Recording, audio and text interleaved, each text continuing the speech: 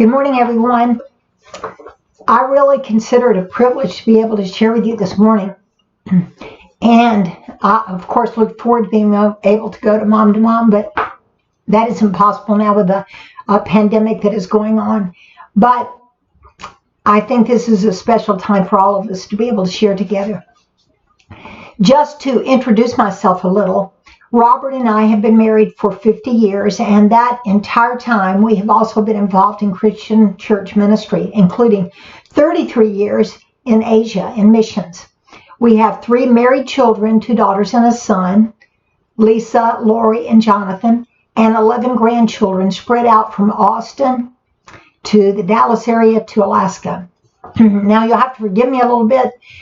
Allergies are bad right now, so my throat reflects that, but I know that a lot of other people are also experiencing that same problem. Now, I understand that at Mom, before things were stopped, that you guys were focusing on Psalm 23, which is a very special Bible passage, and it has a lot to say to all of us. So as I looked at the passage, I specifically chose the portion from Psalm 23:4, and let me just read that. Even though I walk through the valley of the shadow of death, I will fear no evil, for you are with me. Your rod and your staff, they comfort me. Now, I specifically chose this portion because for the last 14 years, I have journeyed through some real tough battles myself. After marriage, for many years, I really didn't have any issues, not any big issues to deal with. At least that's what I thought so at the time. However, the last 14 years have been very different. During this time, we've gone through the death of our parents, the death of my youngest brother, as well as our 2-month-old granddaughter, and that was a really tough journey for us. Then 5 years ago, when Robert was diagnosed with non-Hodgkin's lymphoma cancer, that was definitely a journey through the valley of the shadow of death. We were in Taiwan, and Robert discovered that there was a growth on his neck. He had it checked out, but they thought maybe it was just like a swollen lymph node or something like that. So, don't get overly concerned about it. But they said if it gets larger, come back and see us. Well, it did. So we did return, and they found out it was definitely cancer. They did surgery, but they suggested that we return to Dallas for chemo treatment, at least return to the U.S. Now, we had not lived in the U.S. for many years, and so we had no idea where to go. A lot of stuff, and we had a house full of furniture, and so we were just trying to figure out what to do about all that. It was very difficult for us to stay in our lane and to think about what we needed to do and not think about what ifs that were ahead. Now, you may think that I'm crazy, but as I read Psalm 23:4, my mind also went to back when I was growing up, and I used to watch a lot of cowboy shows like Gunsmoke, Bonanza, Big Valley, things like that. And I began to think about when bad guys attacked the good guys, what did that look like? Well, they were going through these areas, sometimes it was a valley or whatever, but they would get in these rocks and in these hiding places, and then they would attack them. And they couldn't see what was up ahead, and it was in crevices, and they were hiding, and it was spooky and scary. So that stuck in my mind. And, this passage actually doesn't necessarily say that we're going through death, but it says we're going through the valley of the shadow of death. Now, don't get me wrong. There are a lot of times that this passage is used at funerals, and it's very appropriate because when we're going through that kind of death, yes, definitely, God is with us. And so that's very important. But it says, like in the Holman Bible, it reads, even when I go through the darkest valley, I fear no danger, for you are with me. Your rod and your staff, they comfort me.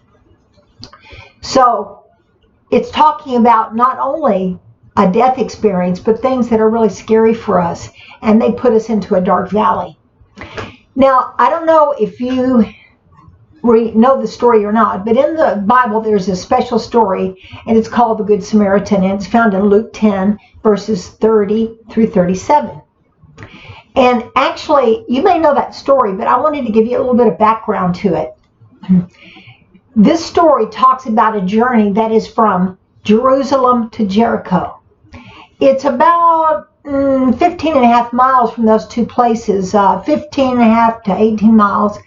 But from Jerusalem to Jericho is very interesting because Jerusalem is 3,000 feet above sea level, and then Jericho is below sea level 1,000 feet. So we're talking about from Jerusalem to Jericho, a drop of 4,000 feet. Now, what does that mean? It means along that way, there are a lot of rocks, there are a lot of crevices, a lot of real winding ways.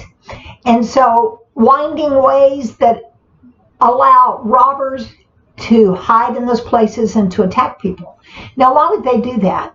Of course, I mean, they want to steal things, but in the winter time especially, rich people would go from Jerusalem to Jericho because there was a resort there. And these robbers knew it, and they knew they had money, so they would be hiding there and they would attack them.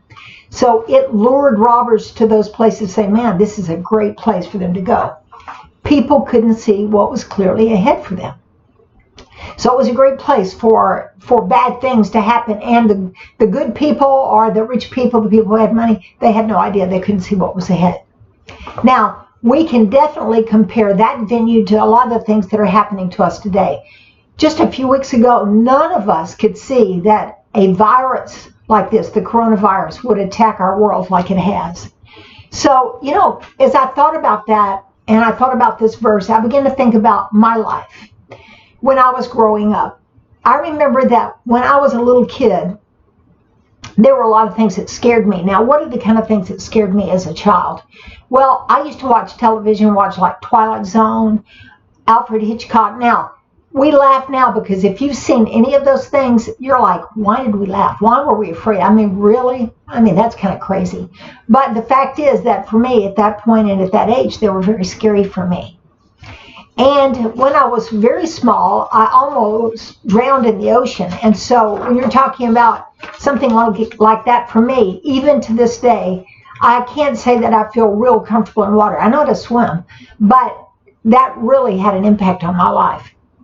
And, you know, when I slept at night, maybe it was because of all the movies I'd seen, I don't know, but I had to make sure the covers were over me because I was afraid there were snakes under my bed and there was something that was going to get me. But if I covered up, then I would be protected. Then when I was about 5 years old, there was a man who at night tried to break into our house. Now, my dad was gone, and I had two brothers and a sister, and we were there with my mom.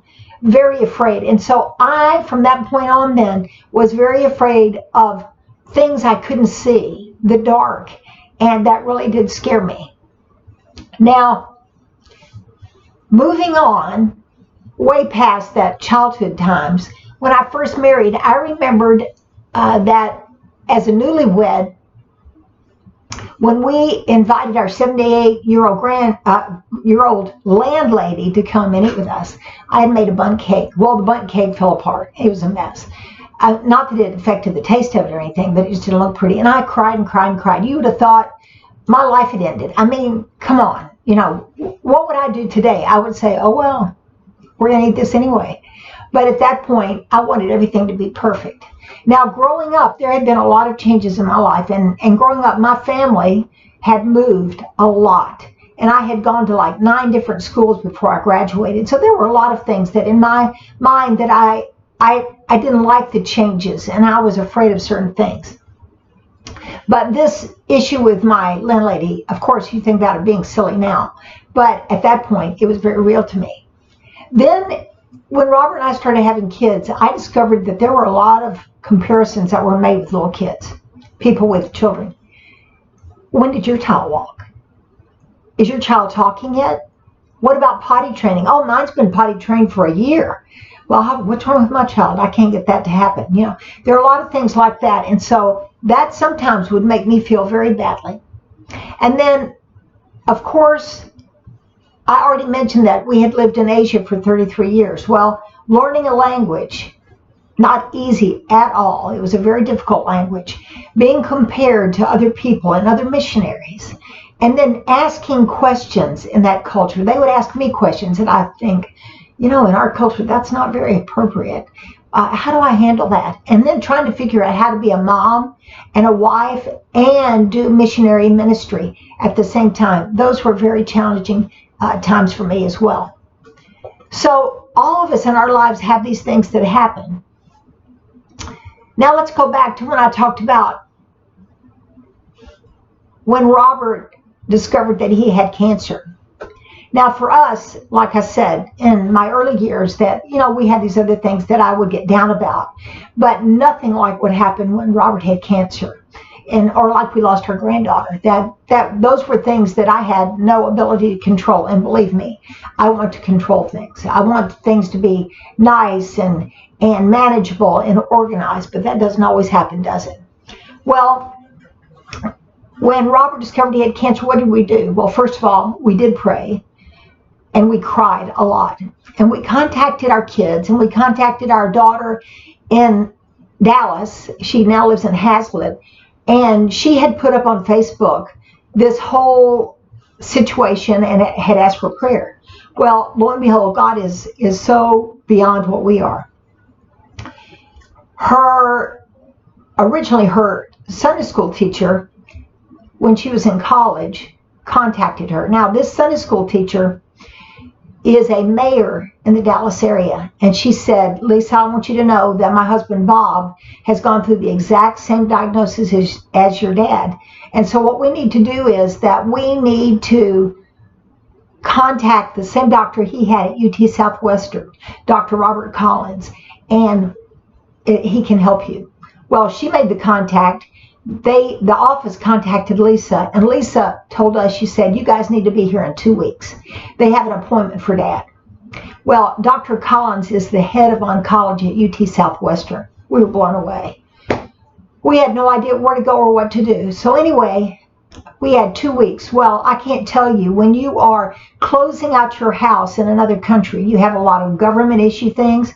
We had to get all of his medical papers. We also had all of his just this and that had to be done. They told Celeste, this is what we need, and so it was very detailed. But also the people in our church knew that we told them that someday when we leave, because we were not that far from retiring, that we wanted to give them all the stuff in our apartment. We were not going to keep it. We just wanted to be able to bless some other people who had needs in our community. Well, the church was so sweet. They got a committee together, very Baptist, got a committee together, and they organized everything, and within 2 weeks, all of our stuff, they knew where it was going to go. They came and got it. They took care of it. They helped us take care of the medical papers. I mean, on and on and on. God really blessed, and we were so appreciative of that. Now, when we got to Dallas, our daughter and son-in-law had prepared one of the rooms in their house just like a motel room. And they had fixed it all up, and our daughter in Anchorage, Alaska, they had ordered a television for us to be delivered, and it was put up. And then our son in Austin made sure that we had a car so that we could drive. 2 weeks. 2 weeks. But God. And that really was the beginning of God showing us. Now, let me just say this, that was 4.5 years ago when Robert completed his chemo treatment. He has been free from any kind of cancer for 4.5 years now. That doesn't mean it can't return, but we are grateful for every moment that we have and for every day. And it's really done more to teach us about being thankful daily and not expecting what's going to be in the future. Not that we don't plan, but also being grateful for what God has done today. So we are very grateful for how God provided during that time. Now, some may say, well, that's great. I mean, that's the end of the story. I wish I could say that, but it is not.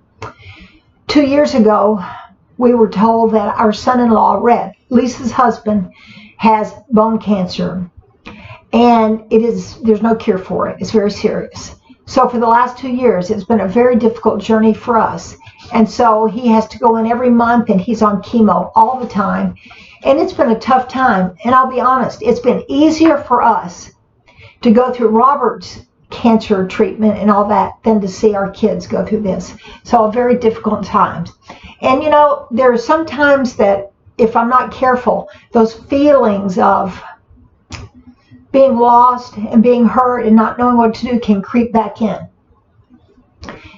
But I am grateful that God has been very faithful. Now, I want to read from Psalm 77, another psalm that I'd like for you to listen to. Psalm 77. I yell out to my God. I yell with all my might. I yell at the top of my lungs. He listens. I find myself in trouble and went looking for my Lord. My life was an open wound that wouldn't heal. When friends said everything will turn out all right, I didn't believe a word they said. I remember God and shake my head. I bow my head, then wring my hands. I'm awake all night, not a wink of sleep. I can't even say what's bothering me. I go over the days one by one. I ponder the years gone by. I strum my lute all through the night, wondering how to get my life together. Will the Lord walk off and leave us for good? Will he never smile again? Is his love worn, threadbare? Has his salvation promise burned out? Has God forgotten his manners? Has he angrily stalked off and left us? Just my luck, I said. The high God goes out of business just the moment I need him. Have you ever felt that way? I certainly have. Now, this sometimes can be a first response when we hit valleys or times of trouble. But God. Now listen to the rest of the psalm. Once again, I'll go over what God has done, lay out on the table the ancient wonders. I'll ponder all the things you've accomplished and give a long, loving look at your acts. Oh God, your way is holy. No God is great like God. You're the God who makes things happen. You showed everyone what you can do. You pulled your people out of the worst kind of trouble. And on it goes. That's the faithfulness of God. And sometimes I forget what God has done to be faithful in the past and his promises for me for the future. So sometimes when I am really struggling, I do quote Psalm 23.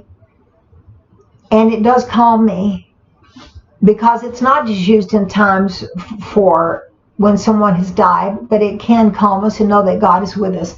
However, recently, I had an experience just a few months ago with all that Rhett and Lisa have been going through. And I just felt like, you know, with the world and all the news that comes in and all the bad news that I hear, I just felt like I couldn't take anymore. And God spoke into my heart. And it's interesting because it's not a verse I've memorized.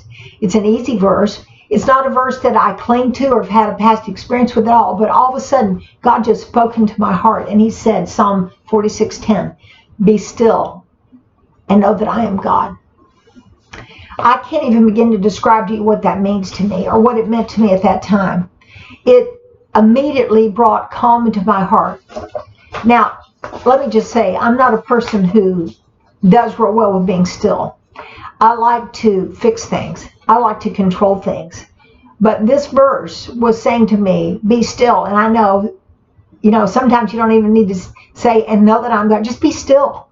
And stop thinking about all the mess that's going on in my head and all the problems that exist or what our world is going through. Just be still and breathe.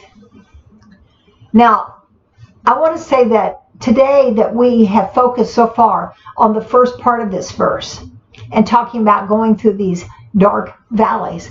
But there's still more in this verse. The last part of it is extremely important, and it says, God is with us, and his rod and staff comfort us. Now, the Lord is our shepherd, and I'm sure if you ask pastors and a lot of theologians, they have a lot of things they say, but I'm just going to be sharing the Donna version, okay?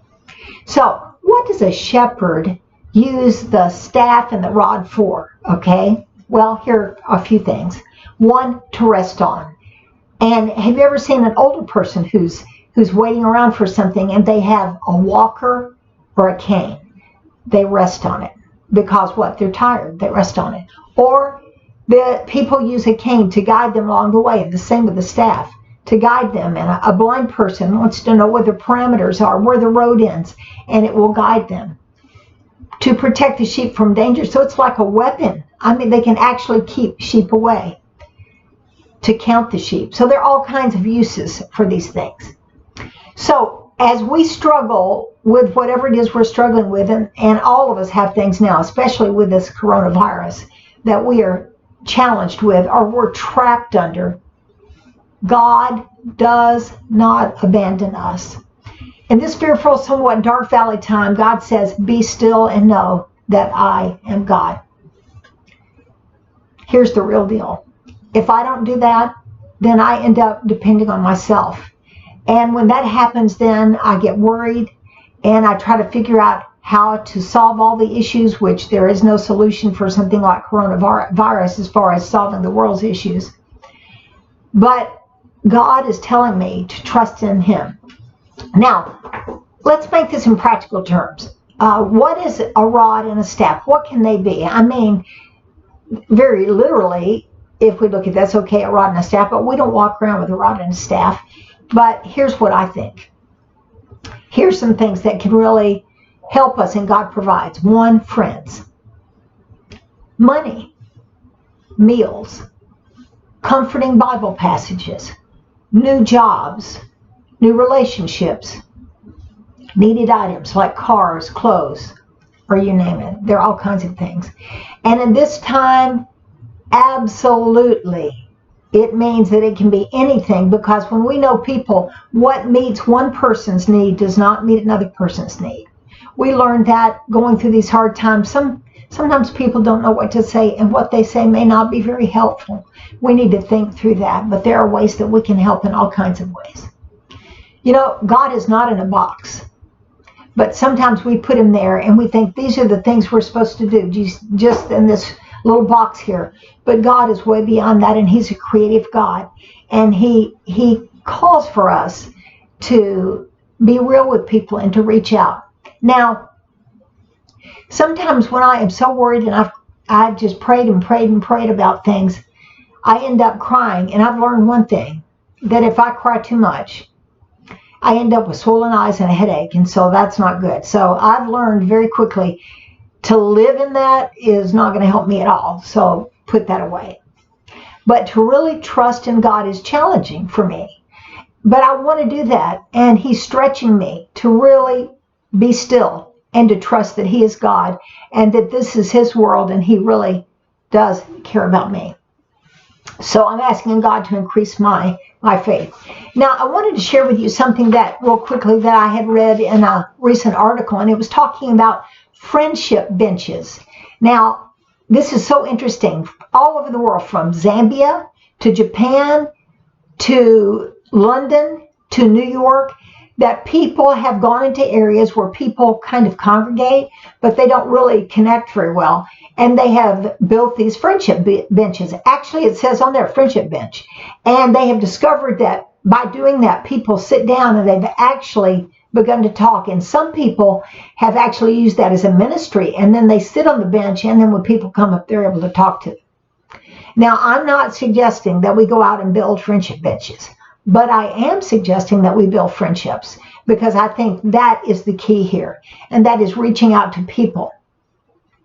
So in this day and age, there are all kinds of ways that we can do that, but I think it's an important aspect for us to realize that we can reach out to others. Now, have you ever heard the phrase, how do you eat an elephant? Because this coronavirus thing is so huge. How do you eat an elephant? Well, of course, you hear the phrase, one bite at a time. Well, one day I was actually giving a speech, and I used that as part of my speech. And after it was over, this guy came up to me and he said, I have lived in India where they raise elephants, and that is not what they say. I said, really? What do they say? He said, how do you eat an elephant? You invite the village. I like that, because that means that we work on it together. We're better together. We're stronger together. And in this day of coronavirus, I think that's a great way to look at things. So as we invite our family and friends to join us, however that looks, then we're able to deal with things in our life a lot more adequately. Now, before I close, I wanted to mention one more thing that I think is a real killer and can bring us into this valley of the shadow of death, really suck the life out of us, and that is expectations. Expectations that I have toward my kids. Why don't you you should, whatever, or my husband. I expect him to, but I think the greatest killer is myself. I expect me to, especially for those of us who are perfectionists, that we put a lot of pressure on ourselves. And these can actually bring us down. And the way we treat ourselves and the way we treat others oftentimes is not at all like the way God treats us. God loves us. And in John 10:10, he says he wants us to have an abundant life. I don't think he wants us to live in all this. You put people down, you criticize people, and all the things that go on. It makes it very, very difficult. You know, I've often thought about that a lot of times the way we look at things is kind of like if we were going to see a movie and we only saw about 2/3 of the movie, and then we got up and left. And one of those, for instance, I don't know if you've seen the movie Breakthrough. It's a great movie, great family movie, Christian movie. But in that situation, a young boy had been under the water for 15 minutes in ice. And it was wintertime, and he hadn't breathed, no breath. And so the doctors even had said, there is no brain activity, he's dead. And everyone but the mother had given up. Now, what if someone said, okay, I've seen enough of this movie, it's just too much, I can't take it anymore. And they got up and walked out. Then what would happen? Then that would mean that they didn't know the end of the story. And the end of the story was he completely recovered. It was a miracle. Okay, that's our life. So many times we so quickly give up. And we don't know the end of the story because God has a lot more to show us. But that's how sometimes we live, and we live with no hope. Now, we don't want to be like that in our lives. We want to be different. So, you know, how do we do that? Well, actually, I think that's what Mom to Mom is all about. It's about showing our neighbors and our friends that we care. It's about being a community, and it's so, so very important. You know, just like, and it's important for us to realize that story in the beginning talking about the Good Samaritan, when Jesus told that, he already knew that people knew the road was dangerous. He knew that they would get it because they were from that area. They knew about the situation. Why would he share that? Because he was talking about helping people. He wasn't talking about, hey, be careful when you go down that road because something can happen. They knew that already. So in our lives, that Good Samaritan story has two aspects.